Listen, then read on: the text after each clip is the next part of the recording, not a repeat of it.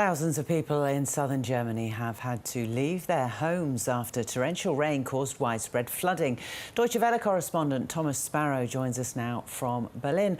Thomas, hello there. How common are these flooding events in Germany?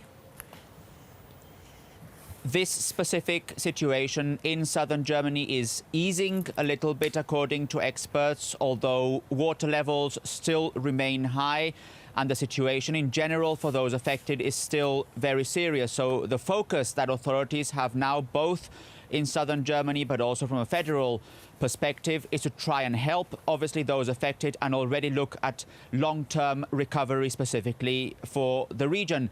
These events are becoming much more common in the last few years, also in the last few months. In fact, experts have said that this is the third major such situation in Germany in the last few months. And it's not only about how common they are becoming, but also about how intense they are becoming, with experts also stressing that it is becoming a major challenge for authorities, both at a local level, but also for the federal government under Chancellor Olaf Scholz. So all in all, a very difficult situation, although the immediate aspect, the immediate recovery seems to be easing a little bit.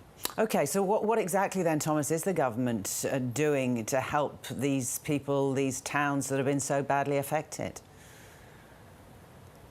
Well, in fact, German authorities have said that because in Germany there have already been other flooded regions. In fact, a few years ago, there was a very big problem in some parts of the country. They were better prepared this time in certain parts of the country to deal with these floodings and with these heavy rains. However, at least 5 people have died because of these floodings. More are expected according to experts, and thousands have had to leave their homes or their towns even. So the most immediate focus of local authorities in southern Germany is to try and help those affected, and in particular try also and look what areas or what cities could be affected next. There's a particular focus today, for example, in the city of Passau, where 3 major rivers come together. Passau is also a city that is known among international tourists. It's a very picturesque town as well. But beyond this immediate aspect, there's also a big discussion here in Germany as to what should happen to help the regions affected on a more longer term, and to continue with those preparations so that other regions in Germany are not as badly hit as southern Germany if these weather events occur. So there's an immediate component, but there's also a medium to long-term component as well. OK, so Chancellor Olaf Scholz said these floods are a reminder to do more to tackle climate change. Is the German government meeting its climate goals?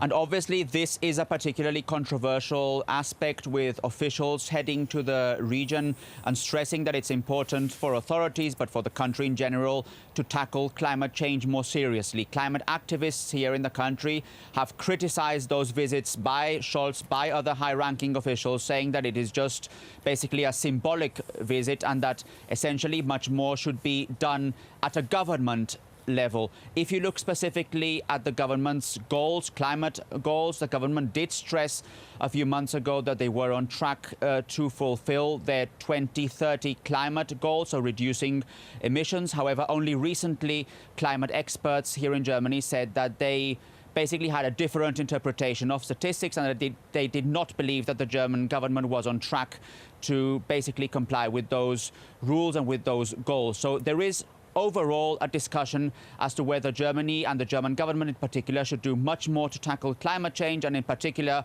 there has been criticism from climate activists stressing that much more needs to be done beyond German officials going to affected regions and saying that climate change should be tackled more seriously.